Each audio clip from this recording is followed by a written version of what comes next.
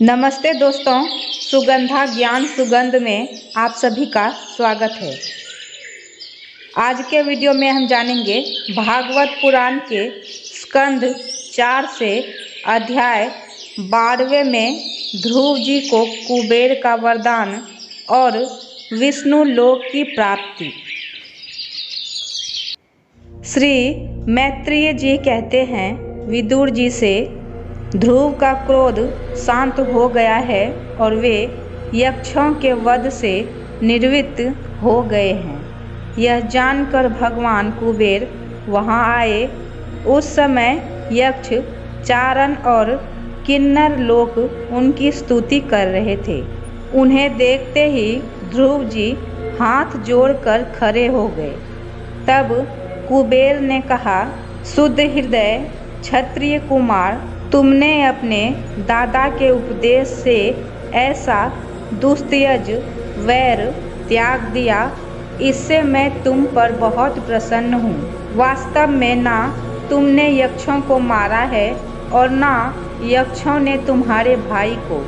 समस्त जीवों की उत्पत्ति और विनाश का कारण तो एकमात्र काल ही है। यह मैं तू आदि मिथ्या बुद्धि तो जीव को अज्ञानवश स्वप्न के समान शरीरादि को ही आत्मा मानने से उत्पन्न होती है। इसी से मनुष्य को बंधन एवं दुखादि विपरीत अवस्थाओं की प्राप्ति होती है। ध्रुव, अब तुम जाओ, भगवान तुम्हारा मंगल करे। तुम संसार पाश से मुक्त होने के लिए सब जीवों में समदृष्टि रखकर सर्वभूतात्मा भगवान श्री हरि का भजन करो।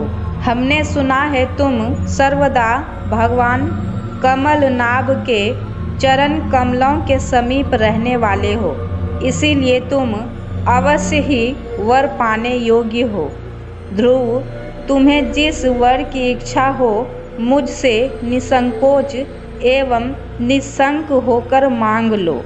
श्री मैत्रेय जी कहते हैं, विदुर से यक्षराज कुबेर ने जब इस प्रकार वर मांगने के लिए आग्रह किया, तब महाभागवत महामति ध्रुव जी ने उनसे यही मांगा कि मुझे श्री हरि की अखंड स्मृति बनी रहे, जिससे मनुष्य सहज ही दुस्तर संसार सागर को पार कर जाता है। इडविडा के पुत्र कुबेर जी ने बड़े प्रसन्न मन से उन्हें भगवत मूर्ति प्रदान की। फिर उनके देखते ही देखते वे अंतर्धान हो गए। इसके पश्चात ध्रुव जी भी अपनी राजधानी लौट आए। वहां रहते हुए उन्होंने बड़ी बड़ी दक्षिणा वाले यज्ञों से भगवान यज्ञ पुरुष की आराधना की।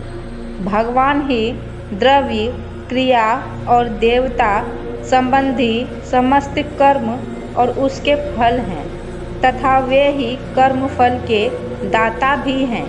सर्वोपाधि शून्य सर्वात्मा श्री अच्युत में प्रबल वेग युक्त मति भाव रखते हुए ध्रुव जी अपने में और समस्त प्राणियों में सर्वव्यापक श्री हरि को ही विराजमान देखने लगे। ध्रुव जी बड़े ही शील संपन्न ब्राह्मण भक्त, दीन वत्सल और धर्म मर्यादा के रक्षक थे।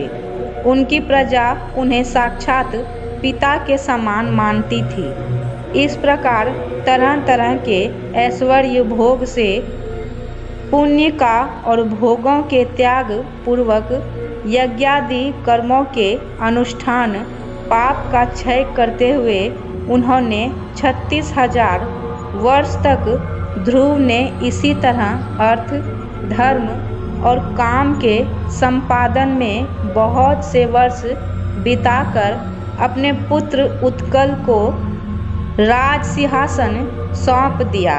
इस संपूर्ण दृश्य प्रप को अविधार्चित स्वप्न और गंधर्व नगर के समान माया से अपने में ही कल्पित मानकर और यह समझकर कि शरीर, स्त्री, पुत्र, मित्र, सेना, भरा पूरा खजाना, जनाने महल, सुरम्य विहार भूमि और समुद्र पर्यंत भूमंडल का राज्य, ये सभी काल के गाल में पड़े हुए हैं।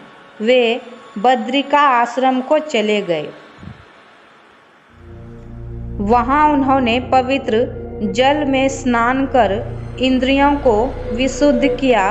फिर देहाभिमान गलित हो जाने से उन्हें मैं ध्रुव हूँ इसकी स्मृति भी ना रही। इसी समय ध्रुव जी ने आकाश से एक बड़ा ही सुंदर विमान उतरते देखा। वह अपने प्रकाश से 10 दिशाओं को आलोकित कर रहा था, मानो पूर्णिमा का चंद्र ही उदय हुआ हो। उसमें 2 श्रेष्ठ पार्षद गदाओं का सहारा लिए खड़े थे।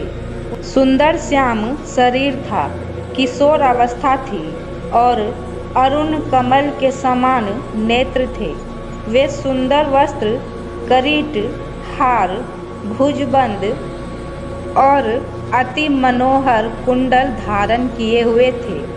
उन्हें पुण्य श्लोक श्री हरि के सेवक जान ध्रुव जी हड़बड़ाहट में पूजा आदि का क्रम भूलकर सहसा खड़े हो गए और ये भगवान के पार्षदों में प्रधान हैं ऐसा समझकर उन्होंने श्री मधुसूदन के नामों का कीर्तन करते हुए उन्हें हाथ जोड़कर प्रणाम किया। ध्रुव जी का मन भगवान के चरण कमलों में लीन हो गया और वे हाथ जोड़कर बड़ी नम्रता से सिर नीचा किए खड़े रह गए।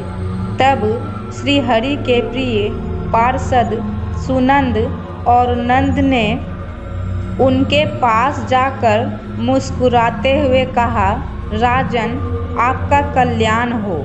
आप सावधान होकर हमारी बात सुनिए। आपने 5 वर्ष की अवस्था में ही तपस्या करके सर्वस्व भगवान को प्रसन्न कर लिया था। हम उन्हीं निखिल जगत्रियंता भगवान विष्णु के सेवक हैं और आपको भगवान के धाम ले जाने के लिए यहाँ आए हैं। आपने अपनी भक्ति के प्रभाव से विष्णु लोक का अधिकार प्राप्त किया है, जो औरों के लिए बड़ा दुर्लभ है। मैं हूँ सुगंधा और मेरे चैनल का नाम है सुगंधा ज्ञान सुगंध। मेरा वीडियो अच्छा लगा हो तो लाइक करें, कमेंट करें और भगवत पुराण के दूसरे स्कंद और भी अध्याय के बारे में जानने के लिए मेरे चैनल को सब्सक्राइब करें। धन्यवाद।